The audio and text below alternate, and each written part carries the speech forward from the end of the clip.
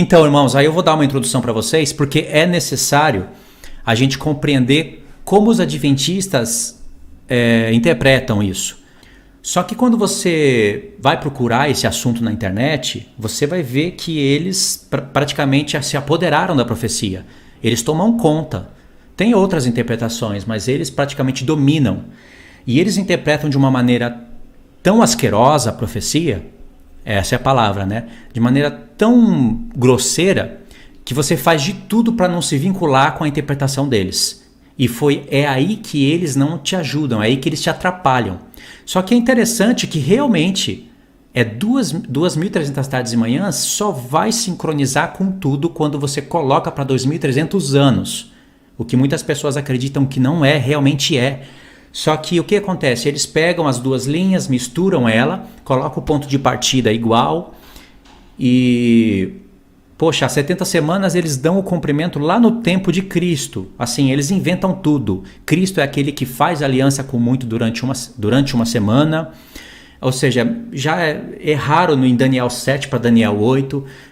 Fecharam as 70 semanas no tempo de Estevão, assim, sem base, sem texto, sem nada.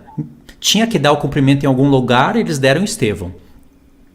E aí, para piorar as coisas, eles colocaram o final, o desfecho da profecia das 2.300 tardes e manhãs, em um ponto.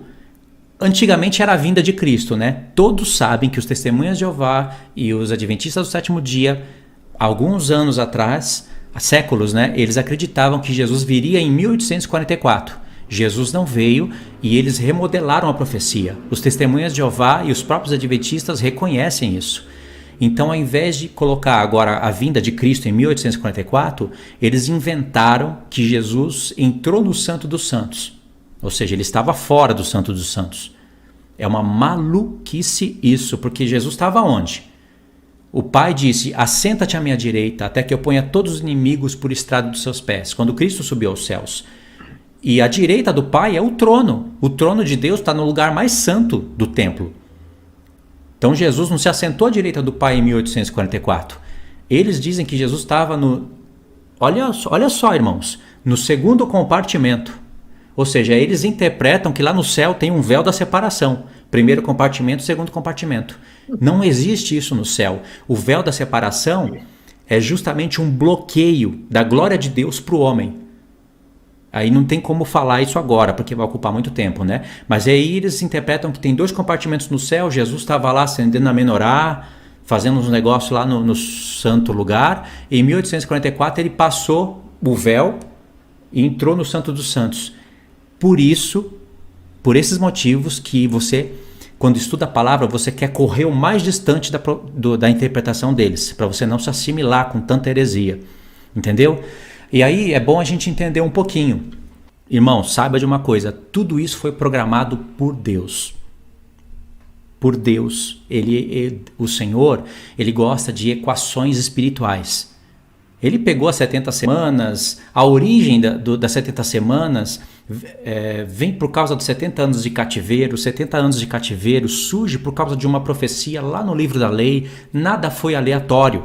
Se você quiser entender o porquê de 70 anos de cativeiro, você vai voltar no passado para entender que o povo não guardava o 7º ano conforme Deus queria e Deus juntou tudo e deu 70 anos.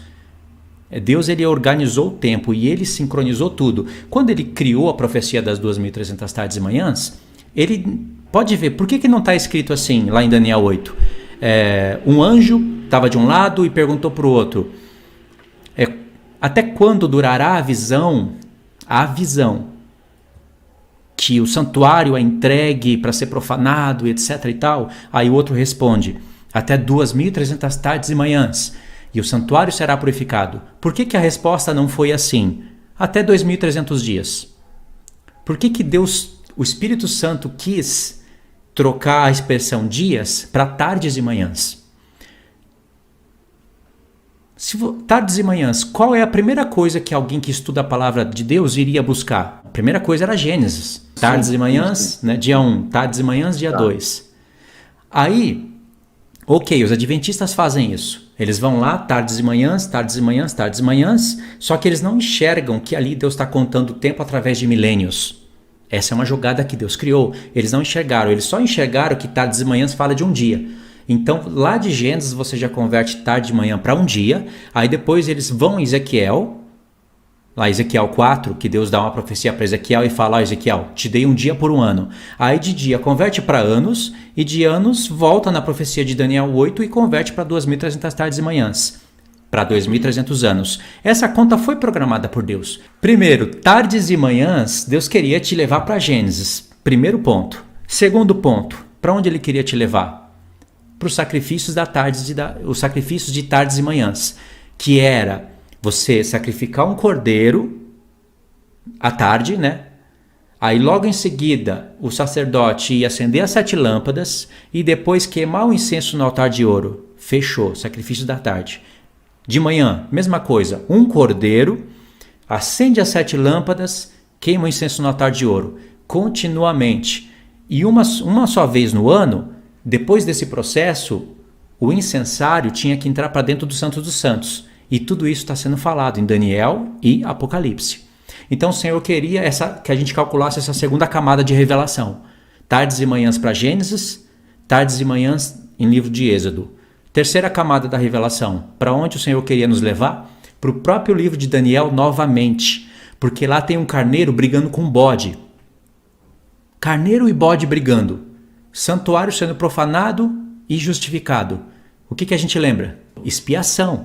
No dia da expiação, tinha 2 carneiros, não, tinha 2 cordeiros, um carneiro e um bode. Eu acho que era isso. Mas o carneiro e o bode era notório, que tinha que ter no dia da expiação. E aí tinha a purificação do santuário. Então essa visão do capítulo 8 está apontando diretamente para a vinda de Cristo. Olha que coisa magnífica. Quarta camada de revelação. Para onde o Senhor queria nos levar? Para Apocalipse. O livro de Apocalipse já começa com a profecia das 2.300 tardes e manhãs. Quer ver?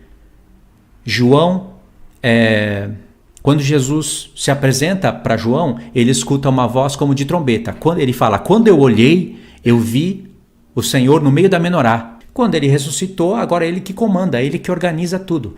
E aí lá em Apocalipse 8, tem um anjo oferecendo incenso na presença de Deus. Dia da expiação. E em Apocalipse 11, no toque da última trombeta, é visto a Arca da Aliança. Irmãos, perfeito, porque o Apocalipse 1 já começa com a profecia das 2.300 tardes e manhãs. Já começa falando, por quê? Ele está fazendo sacrifícios tardes e manhãs. Ele está sendo o sumo sacerdote que ministra isso. E nós trabalhamos com ele. Entendeu? Então o Senhor programou essas 4 camadas. Em Gênesis, tardes e manhãs. Gênesis, tardes e manhãs. Êxodo, tardes e manhãs. Daniel, tardes e manhãs. Apocalipse. Gênesis por quê? Porque a gente entenderia que primeiro dia, tarde e manhã. Segundo dia, tarde e manhã. Terceiro dia, tarde e manhã. Quarto, quinto, sexto. No 7º não diz que houve tarde e manhã. Por quê? Porque é o descanso de Deus. Não é que o Espírito Santo esqueceu de falar houve tarde e manhã e foi o 7º dia. Então é o seguinte, irmãos, presta atenção no gráfico aqui da tela. Esse gráfico representa, como vocês estão vendo aqui, a interpretação adventista. E tem que ser falado por quê? Porque eu sei que tem adventista na live, tem adventistas que vão assistir essa live depois, e eles não podem chegar e falar que a gente não sabe como eles interpretam, para dizer que a gente não entende a linha deles e está falando besteira. A gente entende. Essa linha verde, aqui tem 2 linhas do tempo, né? A linha verde representa as 70 semanas. A vermelha representa 2.300 tardes e manhãs convertida para anos. Aí eles fazem a contagem assim. 70 semanas e 2.300 tardes e manhãs começam juntos em 457 a.C. Eles usam o decreto de Artaxerxes, que é o terceiro, né? O terceiro decreto, quando começa a edificar o templo. Aí eles dão start para as 2 linhas do tempo. Aí eles seguem até... Aqui representa a última semana, aqui é onde vocês estão vendo. Aí eles seguem aqui no batismo de Jesus, que é a semana 69. Está faltando algumas informações aqui nesse gráfico, né? Mas eu vou explicar para vocês. A morte de Cristo, que para eles seria a metade da semana. E o tempo de Estevão, que é onde eles dão o cumprimento das 70 semanas. Só que eles não falam o porquê, não tem verso, é apenas uma pura invenção mesmo. Entendeu? Então aqui finaliza para eles as 70 semanas em Estevão. Por quê? Porque a gente não sabe, não tem explicação para isso. Então, o que acontece? Aqui tem 3 pontos, né? Aí eles interpretavam que em 1844 Jesus viria. Aí o ponto 1, né? Aqui a vinda de Jesus falhou. Deixa eu ver se eu consigo pontuar aqui. Fica melhor, né? Aqui, ó, a vinda de Jesus falhou.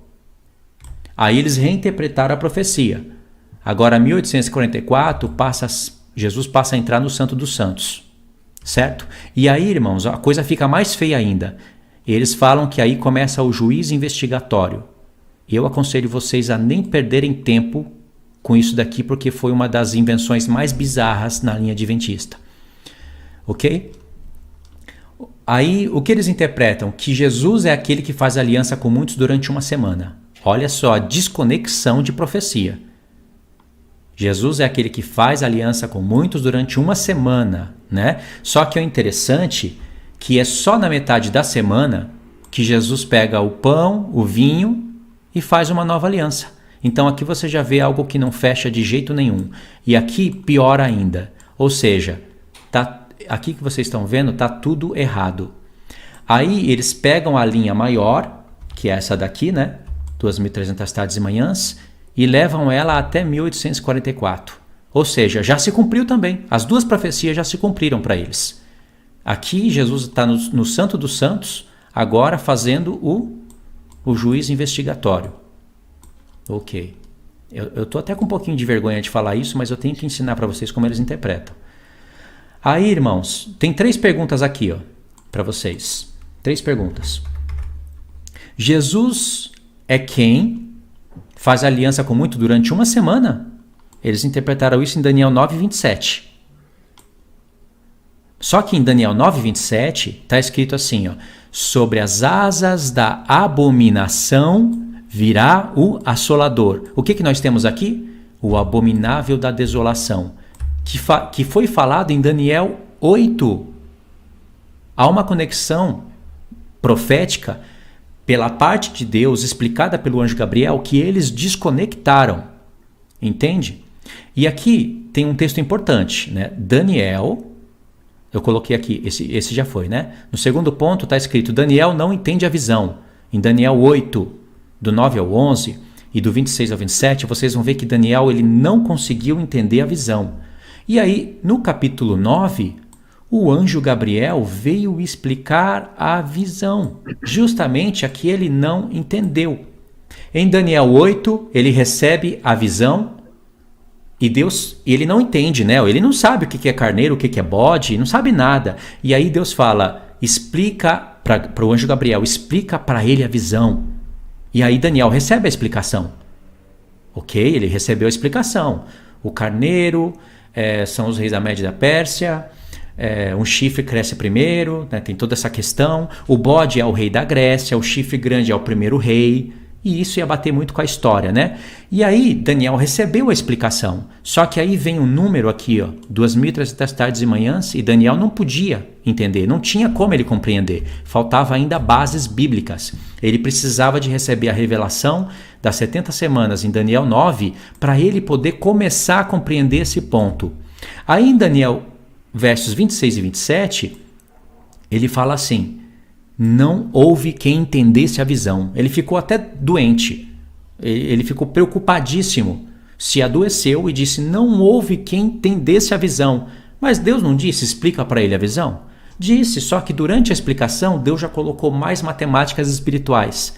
Ó, aí em Daniel 9, o anjo, Daniel foi orar, irmãos. Ele foi se humilhar pelo povo, ele foi confessar os pecados. E aí o Senhor veio explicar a visão. Em Daniel 9, verso 24, está escrito, Daniel, presta atenção e entende a visão. Irmãos, que visão? Qual é a visão que ele não entendeu? A do capítulo 8, ok? Então há uma conexão de Daniel 8 para o 9. E aí, quando em Daniel 9, 27 diz, sobre as asas da abominação virá o assolador, o Senhor está falando do abominável da desolação do capítulo 8. E quem é que faz cessar o sacrifício contínuo? É o abominável da desolação. O mesmo que faz aliança com muitos durante uma semana é o mesmo que faz cessar o sacrifício contínuo. Não é Cristo, irmãos. Se Cristo é o que fez aliança com muitos durante uma semana, é ele então que coloca a abominação desoladora. Então eles erraram, eles erraram aqui, eles erraram aqui, eles erraram aqui, eles erraram aqui, eles erraram aqui, eles erraram aqui, eles erraram aqui, eles erraram aqui, eles erraram tudo. Não, se não existisse adventistas do sétimo dia, essa profecia já estaria sendo explicada há algum século atrás. Mas o Senhor sabia de tudo isso. Ok? Isso é como os adventistas interpretam. Aqui é como a gente interpretava para fugir dessa linha maluca. Vamos lá. Aqui nós temos o gráfico da última semana. Ok? 1260 dias. E aqui 3 tempos e meio. E aí a gente colocava as 2.300 tardes e manhãs aqui, ó. A base disso tá aqui, né? A base tá aqui, ó. Tá aqui. Porque em Daniel 8 tá escrito assim: por quanto tempo durará a visão? Aquela que o santuário é entregue. Quanto tempo? Um anjo perguntou para o outro. E o outro respondeu: até 2.300 tardes e manhãs, e o santuário será purificado. A gente entende que o santuário que está sendo falado ali é uma figura. A realidade é o corpo de Cristo. Na metade da semana, presta atenção aqui, na metade da semana, o anticristo se levanta e faz parar a pregação do evangelho e mata as 2 testemunhas que estarão profetizando aqui. Ou seja, o azeite de ouro para. Então o sacrifício contínuo para. Então a gente encaixava isso daqui bem aqui, nesse ponto. Só que não fecha, né? Não fecha. Ainda que a gente pegasse 2.300 tardes e manhãs e entendesse que Deus estava falando de um sacrifício da tarde e outro da manhã, ainda que a gente fizesse isso, olha o que a gente faz. Né? Tá aqui, 2.300 tardes e manhãs. Então a gente entende que está falando de sacrifícios da antiga aliança convertidos para a espiritualidade, né, da nova aliança. Então tem um sacrifício da tarde, outro da manhã. Então Deus está falando de um da tarde e de outro da manhã. Então são 2.300 dividido no meio. Um da tarde e um da manhã, que daria 1.150 dias. Aí você faz as contas aqui e não fecha. Porque 1.150 dias não é 1.260 dias. Fica uma defasagem aqui de 110 dias. E isso daqui a gente nunca conseguiu solucionar. Por isso que esse jeito de interpretar, ainda que esteja bem mais coerente do que a linha adventista, está errado. A gente se confunde um pouco na pergunta que é feita lá em Daniel 8. Então eu quero pôr para vocês a pergunta e ler e explicar para vocês algo que eu acho que vai ficar um pouquinho claro agora. Olha só. Daniel capítulo 8, versos do 9 ao 14. Presta atenção que é importantíssimo isso daqui. É onde começa a visão. Aqui está na explicação, né? Daniel está recebendo a explicação. Ou seja, ele está tendo a visão, né? E ele está contando, está relatando aqui, a partir do verso 9. De um dos chifres saiu um chifre pequeno que se tornou muito forte para o sul, para o oriente e para a terra gloriosa. Cresceu até o exército dos céus, e alguns dos exércitos das estrelas lançou por terra e os pisou. Vocês acham que essas informações aqui tá por acaso? Por exemplo, por que o Senhor quis falar de estrelas do céu, estrelas lançada por terra e pisada? Essas informações não estão aqui por acaso, não.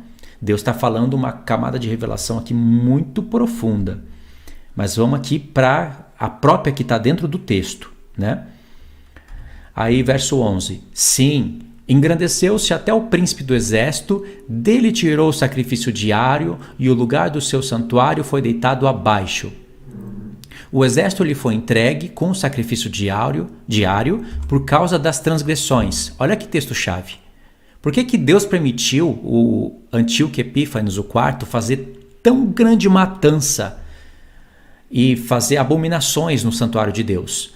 Porque, irmãos, Daniel se arrependeu, se humilhou, Deus tirou o povo da Babilônia, eles voltaram, Deus foi com eles, Deus levantou profetas, levantou Zacarias, Ageu, Neemias, Esdras, Zorobabel, Deus fez o que estava nas mãos dele. E o povo, sabe o que eles fizeram? Se você ler o final do livro de Esdras e o final do livro de Neemias, acaba com a iniquidade do povo. Neemias e Esdras se humilham diante de Deus. Neemias até fala: ó Senhor, se lembra de mim. Lembra, Senhor, do que eu fiz. Lembra do que eu falei. Tem várias vezes essas expressões no livro de Neemias. Porque Neemias fica boquiaberto com tamanha transgressão do povo. E Esdras chega até a arrancar os cabelos da sua cabeça, se atira no chão, joga pó na sua cabeça e começa a chorar. Mas assim, o povo fez grande ingratidão com Deus. Então aqui, por causa das transgressões, Deus permite isso. E deitou por terra a verdade, e o que fez prosperou. Depois, aqui começa, irmãos, presta atenção aqui. Dobra atenção aqui, verso 13. Depois ouvi um santo que falava, e disse a outro santo aquele que falava: até quando, olha aqui que a gente se confunde, hein? Até quando durará a visão do sacrifício diário e da transgressão assoladora, visão na qual é entregue o santuário e o exército, a fim de serem pisados? E aí vem a resposta. A resposta diz: até 2.300 tardes e manhãs. E o que acontece? E o santuário será purificado. Isso aconteceu no tempo histórico? Aconteceu, só que não era o tempo do fim. Pode ver que o Senhor Jesus, em primeiro lugar, pega toda essa visão aqui e bota para o tempo do fim. E Paulo faz a mesma coisa em 2 Tessalonicenses capítulo 2. Mas olha a pergunta: até quando durará a visão? Irmãos, a visão não começa com chifre pequeno. Não começa. Até quando durará a visão? Aí o Senhor bota um foco na visão do sacrifício diário e da transgressão assoladora, visão na qual entrega o santuário. E aí vem a resposta: até 2.300 tardes e manhãs. A visão não começa com o chifre pequeno que se engrandece. A visão começa com a luta do carneiro e o bode.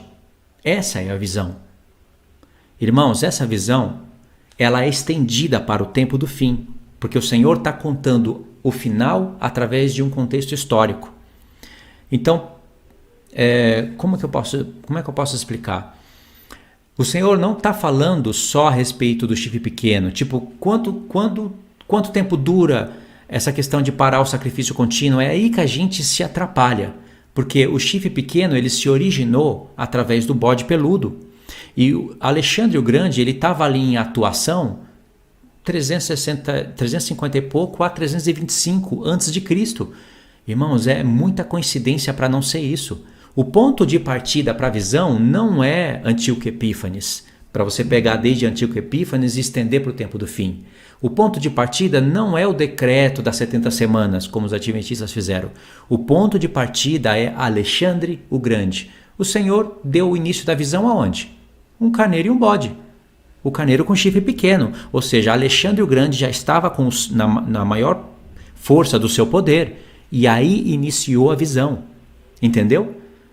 Isso é uma primeira parte. Essa visão ela foi estendida até o tempo do fim, ou seja, 2.300 anos.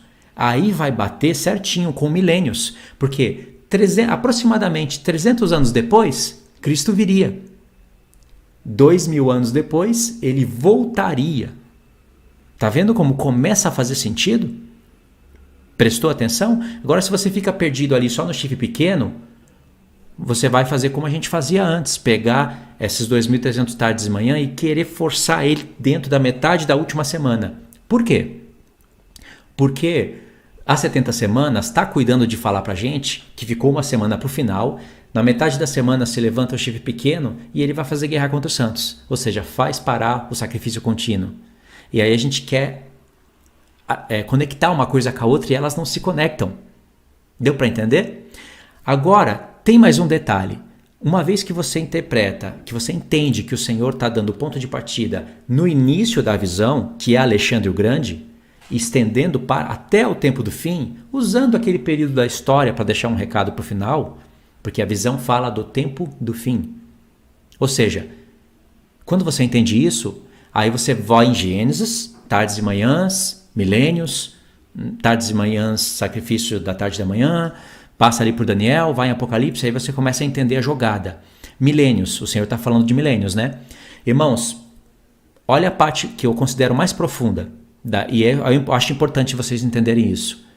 O santuário de Deus não foi profanado no tempo de Antíoco Epífanes. Ele foi profanado, mas não foi ali a primeira vez. Não aconteceu depois do ano 70, houve uma profanação naquele que já não era mais considerado santuário de Deus, né? Porque Cristo veio, morreu e ressuscitou, derramou do seu Santo Espírito. Depois nós passamos o seu santuário dele. Não é no ano 70 e também não vai ser considerado a primeira profanação quando o anticristo vier e começar a se assentar sobre o santuário de Deus, que somos nós. Querer apagar a palavra de Deus, ele que vai mudar os tempos e a lei, né? Não vai ser isso. A primeira vez que o santuário de Deus foi profanado foi antes da fundação do mundo. Quando lá o inimigo colocou a mentira no santuário de Deus, lá era luz, plena luz. Ele colocou uma abominação lá no céu. Ele mentiu, ele arrastou a terça parte das estrelas do céu e lançou por terra. Olha a ideia, semelhantemente lá em Daniel 8.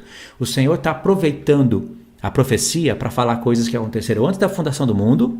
2, para falar coisas que aconteceriam no tempo da Grécia. 3, para falar coisas que aconteceriam no nosso tempo, na realidade do corpo humano. Tá vendo as camadas? E quando que o santuário de Deus vai ser purificado, justificado? Quando nós ressuscitarmos. Quando a descendência de Abraão, que vai ser como as estrelas do céu, ressuscitar, a terceira parte dos anjos que foi tirado do céu vai ser reposta com muito mais glória. E o diabo vai ser aprisionado. Ou seja, aí sim, no toque da última trombeta, na ressurreição dos santos, o santuário de Deus é purificado. Ainda a abominação vai lá no céu acusar os irmãos.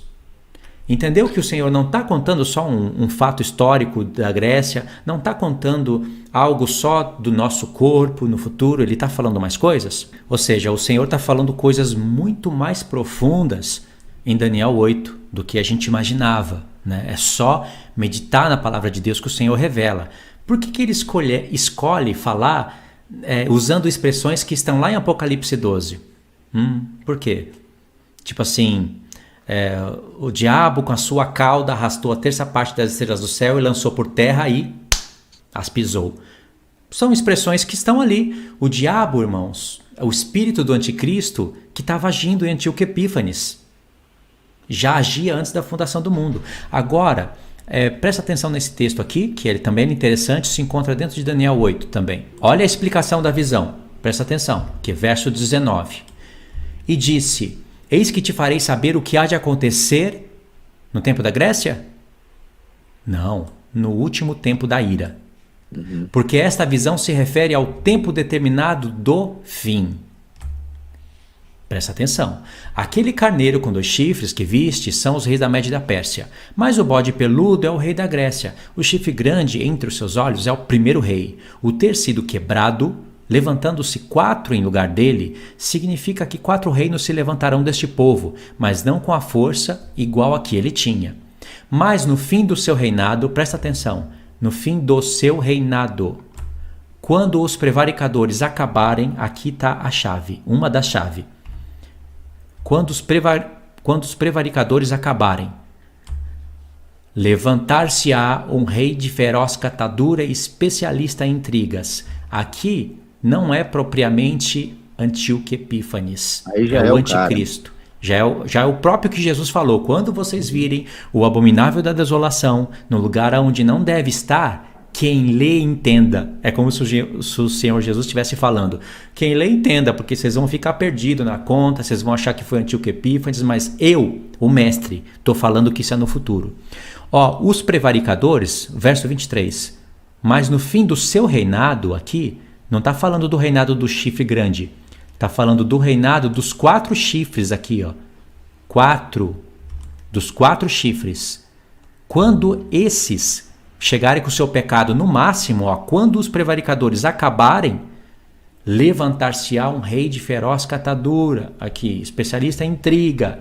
Nós estamos lendo Daniel 8, certo? Eu vou segurar aqui o que eu quero falar Vamos em Daniel 12. Daniel 12, irmãos, o Senhor vai explicar a visão do capítulo 8 e explicar tudo, né? Na verdade, começa aqui, ó. Começa em Daniel 10, ele tem uma visão. Em Daniel 11, está explicando o tempo do fim. Presta atenção aqui, segura aí que vocês vão entender. Mas eu, no primeiro ano de Dario, o Medo, levantei para o fortalecer e o animar. Aqui é o anjo falando com Daniel. Agora eu te declararei a verdade. O anjo está falando, o que eu vou te falar aqui é a verdade, Daniel. Eis que ainda 3 reis se levantarão na Pérsia, e o quarto será acumulado de grandes riquezas, mais do que todos. E tornando forte por suas riquezas, empregará tudo contra o reino da Grécia. Depois se levantará um rei poderoso, que reinará com grande domínio. Aqui é Alexandre o Grande. Está remontando de novo a visão do capítulo 8. E fará o que lhe aprover. Mas no auge do seu reino será quebrado e partido para os 4 ventos do céu. Está explicando Daniel 8 ou não está? Está explicando o contexto histórico. Está explicando Alexandre o Grande, os 4 chifres. Agora, olha o desenrolar da história. Daniel 11, deixa eu ver aqui qual o texto que está. Eu acho que é o do 30. 31. Aqui está falando do chifre pequeno. Presta atenção. Dele sairão forças que profanarão o santuário, a fortaleza nossa, e tirarão o sacrifício diário, estabelecendo a abominação desoladora. Aos violadores da aliança, aqui a apostasia que Paulo fala. Ele com lisonjas perverterá, mas o povo que conhece o seu Deus se tornará forte e ativo. Os sábios entre o povo ensinarão a muitos, todavia cairão pela espada, pelo fogo, pelo cativeiro, pelo roubo, por algum tempo, grande tribulação. Ao caírem eles, serão ajudados com pequenos socorros, mas muitos se ajuntarão com eles com lisonja. Alguns dos sábios cairão para serem provados, purificados e embranquecidos, até o tempo do fim, porque se dará ainda no tempo determinado. Olha o verso que se encontra na carta de 2 Tessalonicenses capítulo 2. Este rei fará segundo a sua vontade, ele se levantará e se engrandecerá sobre todo Deus. Contra o Deus dos deuses falará coisas incríveis. Olha só a referência. 2 Tessalonicenses 2, tá vendo? Paulo pegou esse texto aqui e aplicou na sua carta. Por quê? Porque quando termina a visão, olha o texto que iluminou o Senhor Jesus e o apóstolo Paulo.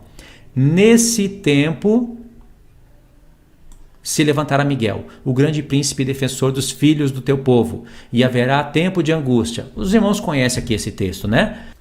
O Senhor, na hora que vai explicar a visão para Daniel, quer dizer, o anjo Gabriel, ele está considerando não só o chifre pequeno, ele está considerando toda a visão. E ele diz que quando os 4 chifres chegarem no seu poder máximo, quando os prevaricadores tiverem fim, se levanta o anticristo, que se levanta de um dos 4, né? Ou seja, a visão está sendo considerada os 4 chifres. Significa que não é só contexto histórico. Alexandre o Grande existe? Não, está morto. Os 4 generais deles existem? Não, estão mortos. Só que a subdivisão dos reinos existem. Turquia, Egito, os prevaricadores estão aí.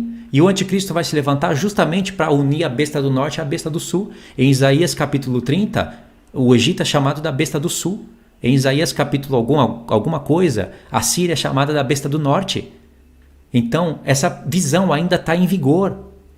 Quando esses prevaricadores chegarem no máximo, aí o Senhor fala, vai fechar a visão. Aí está para se selar. Ele vai permitir que se levante o chifre pequeno, que pegue algumas das estrelas do céu, os sacerdotes do Senhor, jogue por terra e pise.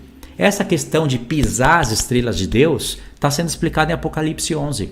Isso, o santuário de Deus sendo profanado. E no toque da última trombeta, a ressurreição. O santuário de Deus sendo justificado. Ou seja, a visão tem o ponto de partida em Alexandre o Grande, se estende até o tempo do fim. É uma linha do tempo que cobre as 70 semanas. A linha do tempo das 70 semanas se encontra com a linha do tempo das 2.300 tardes e manhãs. Só que a linha das 70 semanas o Senhor faz fatias. Tem um hiato de tempo na semana 69, a última semana está para o final, e depois ele pega a última semana e conta o que vai acontecer no início, no meio e no fim. A linha das 2.300 tardes de manhã é uma perspectiva diferente do tempo. O Senhor está mostrando o que vai acontecer sem fatiar. Faz sentido o Senhor fazer isso. Ela é a linha que cobre todo o tempo, ou seja, não tem fatia. Ela é do início até o fim. As duas vão se encontrar no tempo do fim. Uma tem o ponto de partida no tempo da Pérsia, como Pedro falou no início da live, e outra tem o ponto de partida no tempo da Grécia. É por acaso que 300 e poucos anos antes de Cristo, Alexandre o Grande estava lá, o chifre pequeno? É por acaso? 300 anos depois, Cristo vem. 2.000 anos depois, Cristo volta. É só você ter isso na mente. Alexandre o Grande, 325 ele morre. 300 anos depois, Cristo vem. 2.000 anos depois, Cristo volta. Fechou.